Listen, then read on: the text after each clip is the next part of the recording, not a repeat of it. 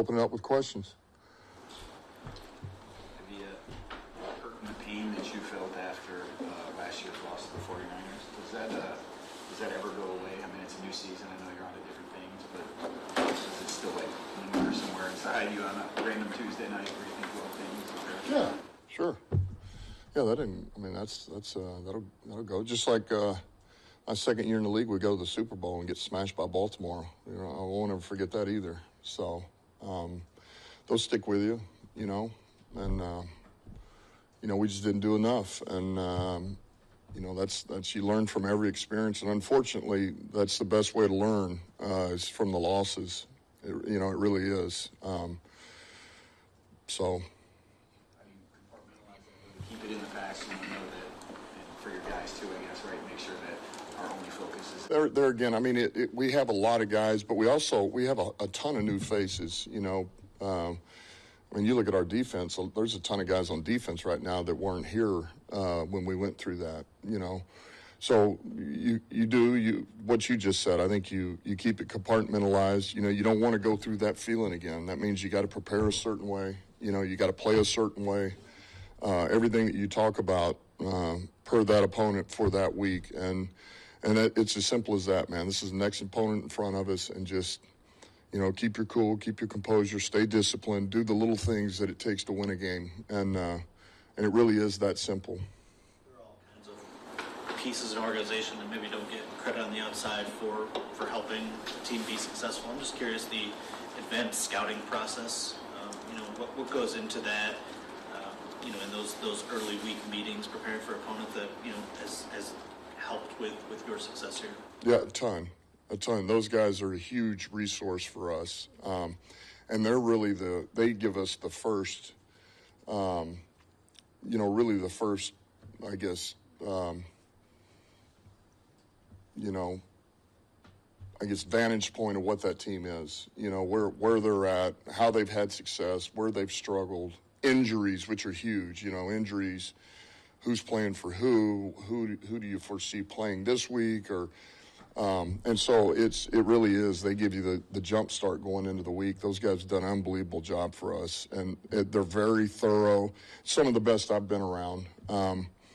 And what I love about them is they give you just the nuts and bolts of what you need. Now they give you a whole pamphlet of stuff, you know, so every detail you could imagine, you want to look in there and great. But for us, man, the nuts and bolts, what do we need? What do we need to know right at this point?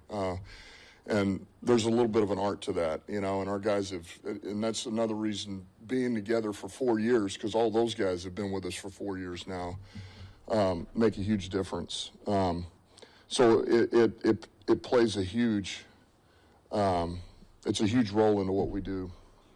Shape that? I mean, is that part of being a coach in this league? You tell them what you're looking for. I'm sure there's kind of a boilerplate format for those things, but do you get some things that are individualized to what you want? Yeah, I think that's it. It's really shaped. You know, Brad, this is kind of how I see it and what I would think. Now, here's what do the coaches really want, you know? And so you're trying to get it to where everybody gets what they need out of it. And certainly myself, and then the coordinators, you know, between Phip and AG and Ben, you know, what are you looking for? What is the information you're looking for?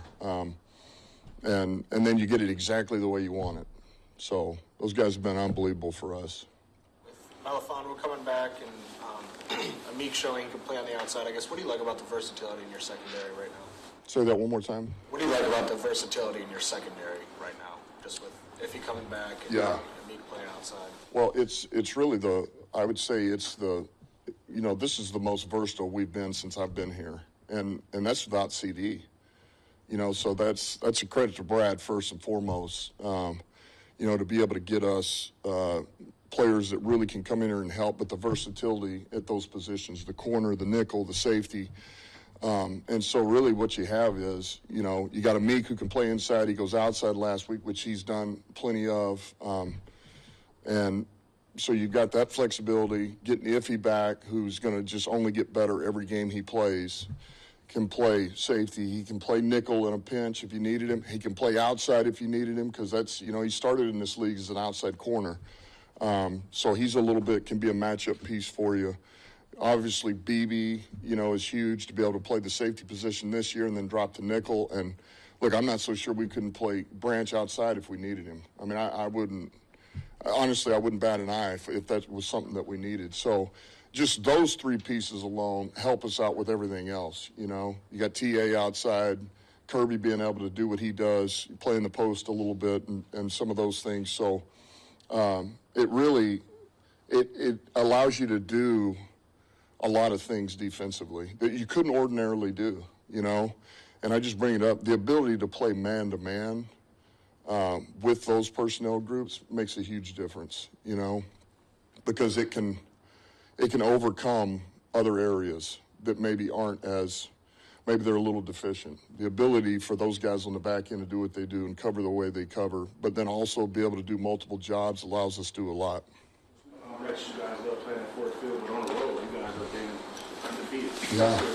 Attention to detail, the level of success that you had. Has it been surprising at all just how effective you guys have been on the road, and why do you think you've been so effective on the road? No, I don't. Look, the best teams I've ever been a part of, player or coach, are always good road teams. They go hand in hand. And it's just, I think it's your level of detail and discipline. Those are two big things. I think it's also the fact that you can handle the pressure, which goes into being detailed and disciplined. It's not too much for you. And I think it's a challenge. It's always a challenge to go on the road. And I think we thrive off of the challenge. I think it's where we play some of our best ball. And so, those go hand in hand on the road.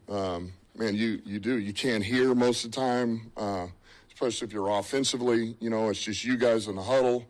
A lot of times you're having to, if you're one of those guys looking at Goff, you're just reading his lips to get the play. And then you got to perform, man. You got to make plays. And I don't think there's anything better than when you offensively, defensively, special teams, it's early in the game and you make a play that shuts the crowd down. It's, that's kind of what you live for on the road. So I think we embrace it as something we've been pretty good at. But it takes work, and it does. You got to prepare to play on the road, and our guys have been good. They've never seen you work out, so they're wondering when do you get your workouts in? Because they see you here, but none of them have said they've It's a seen topic, huh? It's a topic that nobody sees. Yeah. Yeah. Well, look, I've got my own little gym at home. So I do stuff there, and then I've mentioned this before. I do massive power workouts in the shower. All right, so it's liberating. You should try it. But I find a way to get a sweat, and so yeah. But I don't do much up here. I want those guys picking at me. Frank, that way you can keep throwing these grenades. But if you're not, nobody sees you. They can't pick at you. So it's my advantage. I just want to ask you one more before you go. Continuity. We've talked about this before. Just with your roster, you guys give guys long leashes to figure it out, and you stick with your guys. You're loyal. You've had to bring in some mercenaries, kind of with these injuries, and you've had to let some of those guys go as guys come back. David this week, and Juan, who you clearly have a lot of respect for. How difficult is that when these guys come in and they help you and they give you what you need to get you through a rough patch, and just the numbers game catches up? Yeah, it's hard. And that's the hard, cold truth of this league. And that's the hard stuff, because it's what you just said, man. You're relying on these guys to come in and help you, and then you get some guys that get healthy, and then you got to make a move. And so, no, that's not easy. We got a lot of respect for those guys. You mentioned Quan. We just knew, of course, we would love to have him on the roster. Just know what he's about. And, well, if that's not the case, man, can we get him back here on the vet squad in some capacity? Because I still think we're going to need him before this is all said and done. We're going to need him again. And just what he brings. I mean, he's no different to me than Teddy is offensively. He's just a guy, man, he loves ball. He eats it. He sleeps it. He's smart. He doesn't bat an eye. He doesn't complain. He just works, man. And he'll go out there. I mean, this is a guy who's got a lot of skins on the wall, play a lot of football. He got no problem lining up out there on scout defense and playing ball, man, competing. And I got a tremendous amount of respect for those guys, But, the guys that we do bring back and that have been here a long time, man, they've earned their keep. You know, those guys have earned. Tom Kennedy has earned his place here. You know, for example, and I know he's on the roster, but it's been those guys have earned our trust and deserve to be here on some capacity. And it's not just charity; it's because we trust them, and we know we're going to need them at some point. So that's just kind of how we work here.